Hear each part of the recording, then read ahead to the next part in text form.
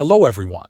In this video, we will talk about whether using a VPN for gaming is safe or if it can get you banned.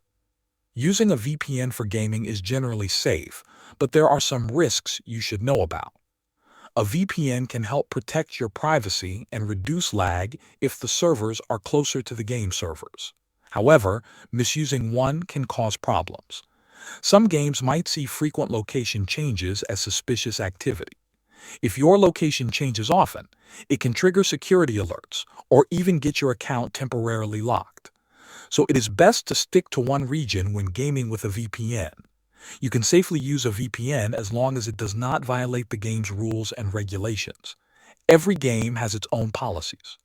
You can check the official website or support page to see if VPN use is allowed.